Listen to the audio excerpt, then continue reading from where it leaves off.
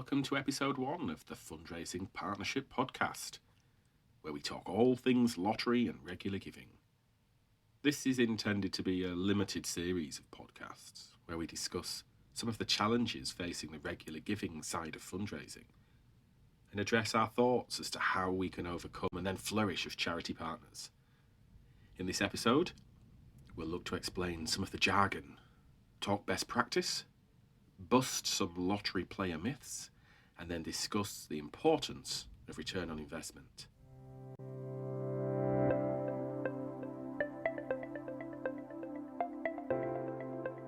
So, you're thinking about starting a lottery? Lotteries are a truly amazing way to fundraise. But there's a lot to learn to make them compliant, to make them profitable, and then to navigate through all the noise and the whole plethora of information. Here at the Fundraising Partnership, we're all about quality, long-term charitable donations. Whether a donor comes through playing a society lottery or through regular giving with gift aid as an added bonus, generating the best return on investment for the sector is why we were formed. It's actually why I chose to join the company. I've spent 13 years at Sue Ryder setting up and growing a lottery and the regular giving products.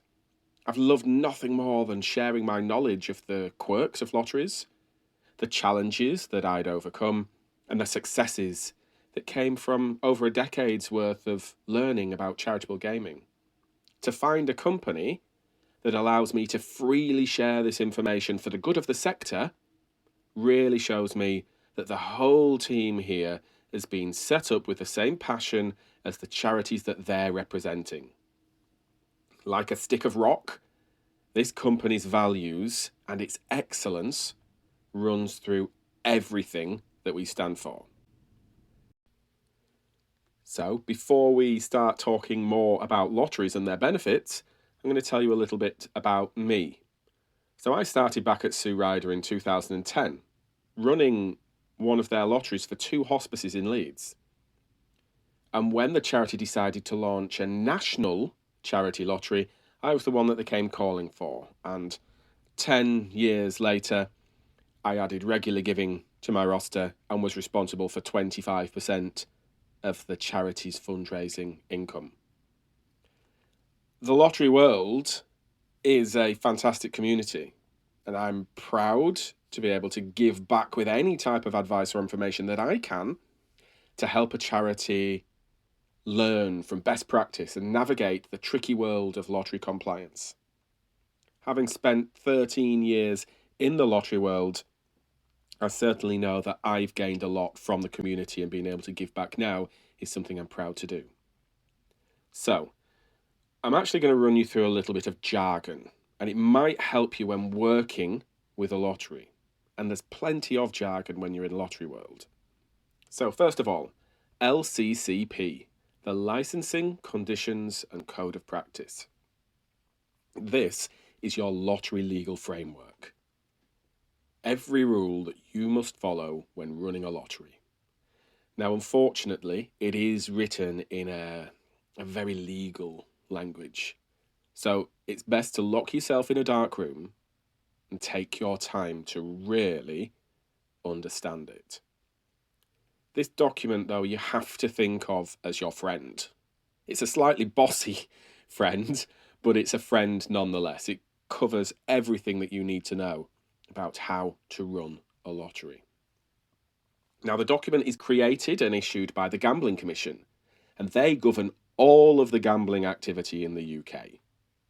They issue lottery licenses, they run audits, and whilst like any government regulator, they need their rules to be followed, when it comes to charity lotteries, which are also known as society lotteries, they're certainly more flexible than other regulators. Now, the Gambling Commission also looks after all of the betting that happens in casinos and bookmakers, so they have a really huge remit. So, the Gambling Commission are going to issue a lottery licence. But some small operators, they might also run under a local authority licence. There is a limit to the amount of money that you can raise before you need to go onto a full Gambling Commission licence. but a local authority licence can be something for a smaller lottery to start off with. But applying for a gambling commission licence can be a daunting task. Help is available if you're outsourcing your lottery management to an ELM. I'll explain what ELM is in a second. But the Gambling Commission, they have three main priorities. The first is to keep crime out of gambling. The second is to ensure that all gambling is conducted in a fair and open way. And the third is to protect children and vulnerable people from being harmed by gambling. So on your lottery licence, you're going to need to have a responsible person. Now, best practice is that you'll actually have two responsible people. These are the people who are named on your lottery licence. These people have responsibility to ensure that the lottery remains legal, follows the LCCP, and covers the three main aims. Like I said, best practice is to have two people named on your licence, because if one person leaves, you've then still got somebody else named on your licence that can continue that gambling activity. If you only have one person named on your licence and that person leaves, all of your gambling activity has to pause. So, I mentioned ELM a few moments ago. Now, an ELM is an external lottery management company. So these are companies that run the mechanics of a draw. Many charities use these external companies so that they can concentrate on promoting and growing the pool of active donors. Using an ELM puts a large portion of the legal requirements onto this external company, which is why if you're going with an ELM, it's imperative to choose wisely. Go with one of the major players in the industry. They themselves are heavily regulated and audited by the Gambling Commission. There are smaller ELMs popping up, but there are some horror stories of draws not taking place as a new ELM wasn't experienced enough to be in the sector. So my advice would be use a big, well-known ELM who has many, many years of history and has lots of large clients who trust their reputation to them. Now, whilst we have no professional connection or financial connection to any ELM in the industry, we do have experience of working with several of them. So, if you wanted to speak to us, we could put you in contact with any of those major players. Now, some charities, they may actually choose to go it alone and run their lottery draw in-house. For me, this depends on who you are as a charity and what your aspirations are.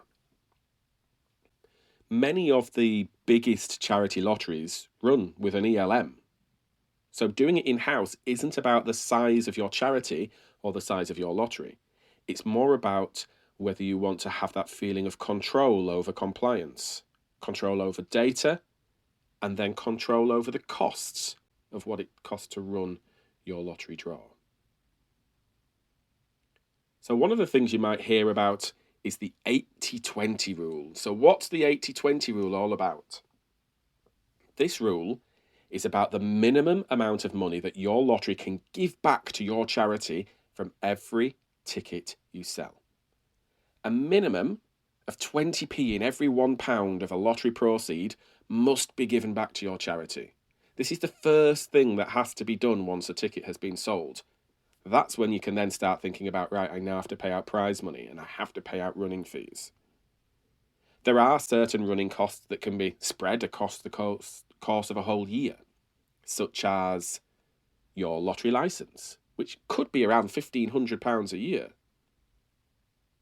Costs to promote your lottery don't always need to be included in the 80-20 rule as long as there's a clear paper trail that shows that these costs have come from the charity's reserves to promote and grow the lottery.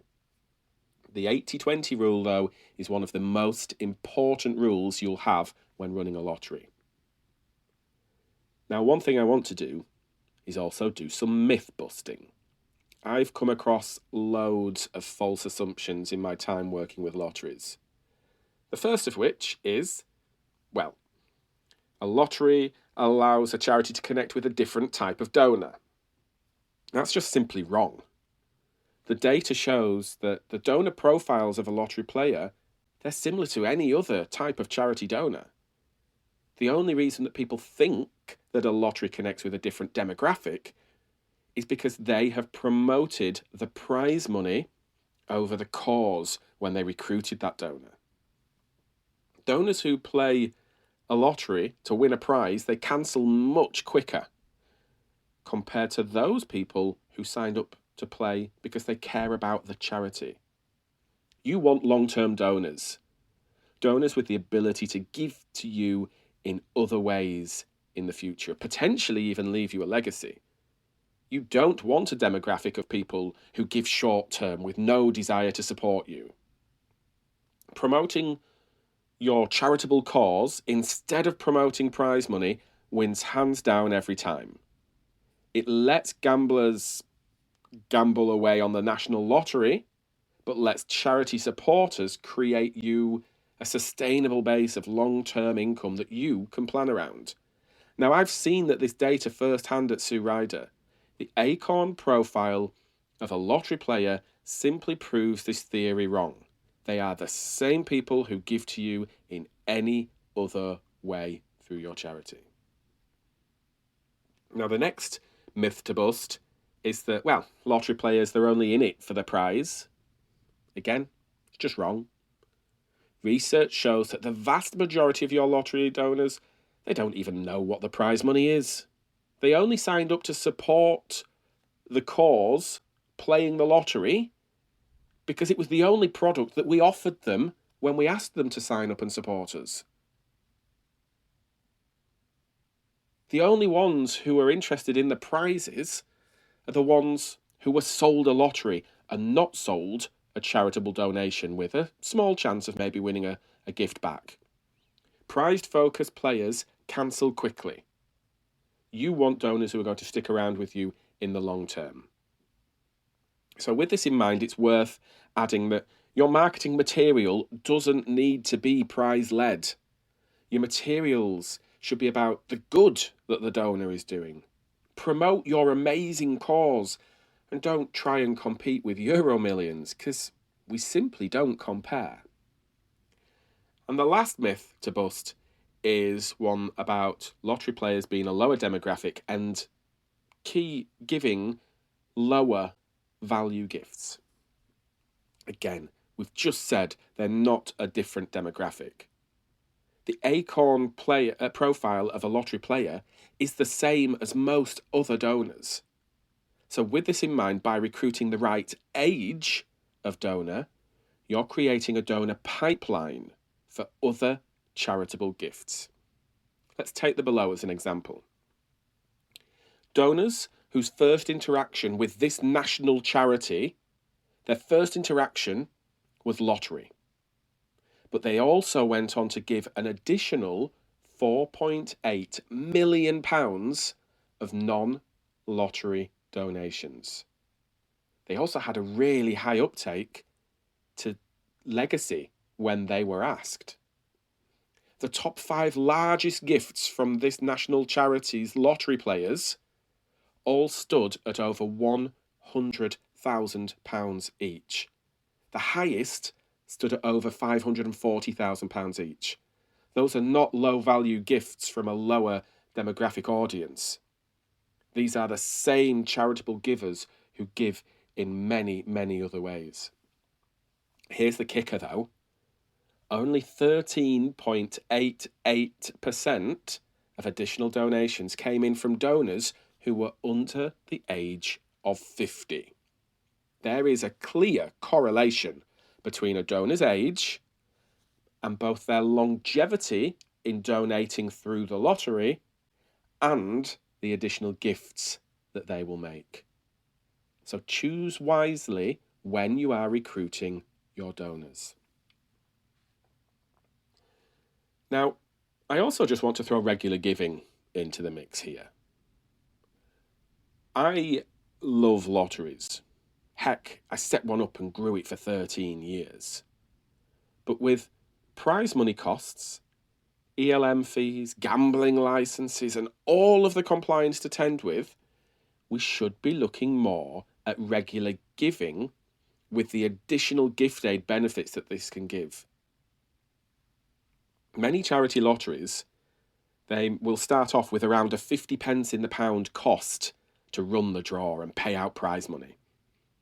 Over time, I managed to get Sue Ryder's costs to be just 15 pence in the pound, but that was still only 85 pence in the pound going back to the charity. When you compare this to regular giving, where you could probably get around 80% of your new donors also signing up to gift aid, and with no prize money and ELM draw fees to pay out, you can be looking at a £1 donation actually being worth around £1.20. So when you're starting a lottery, do you want 50p in the pound or do you want £1.20? Now, I'm not saying don't start a lottery. What I'm saying is regular giving has to be considered as a viable option to help boost your income. If the donors are the same people, which we've just said, and we can increase the donation value whilst reducing the costs and the regulatory responsibilities, why are more charities not simply offering their supporters the choice of two?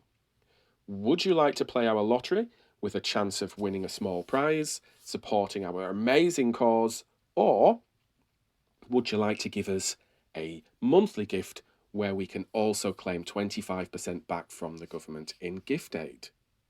Giving a supporter choice reduces cancellations. That supporter is making the decision on how they want to give to you. By having regular giving as a secondary ask when you're promoting your lottery, it also catches the donors who don't gamble. So regular giving is something that every charity should be thinking about when looking at whether to start a lottery or heavily promote a lottery. So, with everything considered, you've decided that a lottery is right for you and you're going to start one. Now, the first thing that you need to do here is look at downloading the LCCP. Read it from cover to cover, then read it again. Then you need to start looking at getting some advice. Now, there are some independent resources that you could ask for help with to get guidance, and I'll stick my hand up here and say you could come to me and ask for help if you would like. But in all honesty, the best thing that you can do is talk to as many ELMs as possible. Get the best understanding that you can of the lottery landscape. Even if you're planning to go it alone and run the draw in-house, an ELM will be able to give you advice. You might even find that the benefits of their wisdom, their experience and guidance could sway your decision to choose and actually use an external provider instead of running it in-house. And the next thing you need to look at doing is creating a business plan. You need to ensure that your lottery is going to be viable. This is important because you'll actually need to submit this business plan when you're going for your lottery license. So this is something that we can help you with. Having set up and grown and promoted and managed a lottery, this is something I feel really at home with. Now, I've created a financial modelling tool. It looks at all of the aspects of growing a lottery around donor recruitment and financial modelling. It looks at attrition and those donors who are cancelling. It takes into account your prize money and your running costs.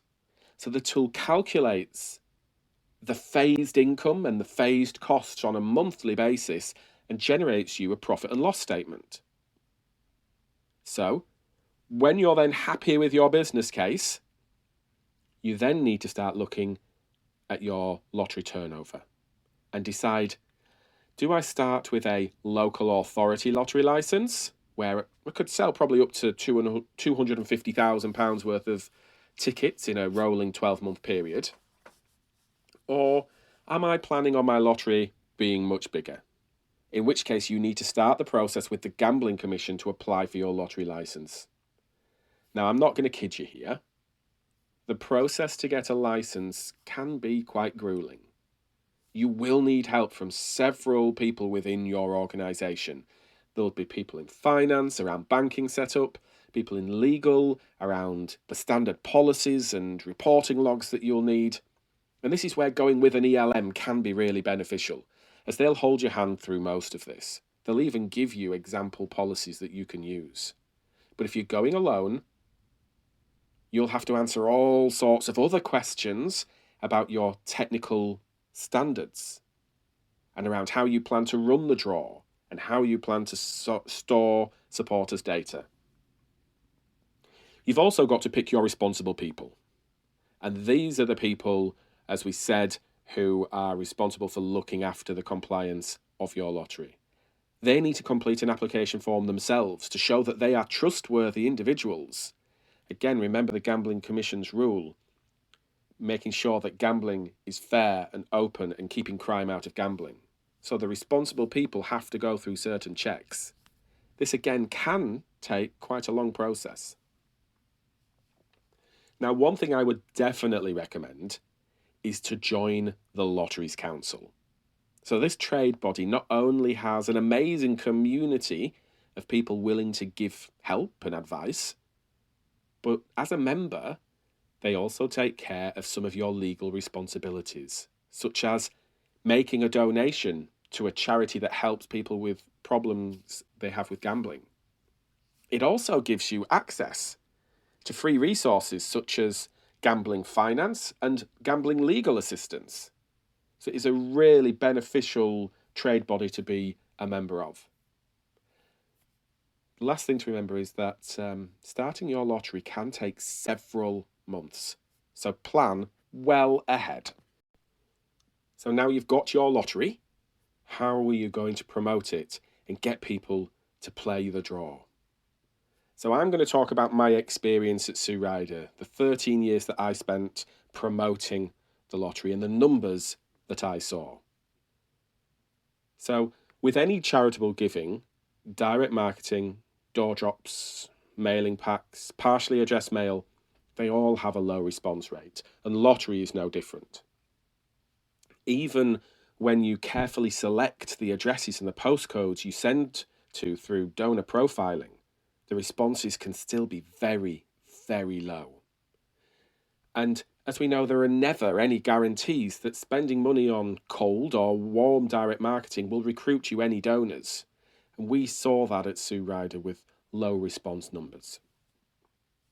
We also saw really low response numbers on social media and online advertising. It never worked for me at Sue Ryder. And while some charities do report success for social media, I would dearly love to be able to delve into their retention figures and their actual costs for social media acquisition. At Sue Ryder, the cost per acquisition for a social media recruit ended up being more than double what we saw with our face-to-face suppliers. And when you couple that with the fact that these donors were cancelling at twice the rate as my average donors, social media and online advertising simply didn't stack up for me at Sue Ryder. Now, the same goes for DRTV, direct response TV advertising. While some charities seem to have made this work, others that I spoke to who tried this saw really poor returns. And the market's now being dominated by some really big players, such as the Postcode Lottery. We'll all see their adverts on TV. And you've got new initiatives like Omaze, who are giving away these £1 million houses. It takes DRTV off the table for many, many charities. Now, this leaves face-to-face.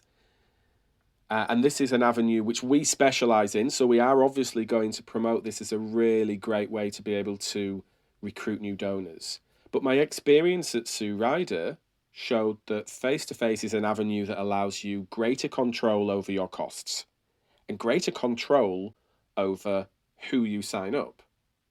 With a face-to-face agency, you will only pay a fee when the agency recruits you a donor. And these third-party agencies, if you select the right one, you'll end up with a team of amazing fundraisers who'll be there to expand your brand and work with you and your supporters to give an amazing experience about what the charity does. If you choose the wrong agency, you can end up with a busload of teenagers who've been moved into an area to be never seen of again. But when you work with the right agency, you'll get a fundraising guarantee that if a donor cancels before making a certain amount of payments, they'll refund you the cost of acquisition.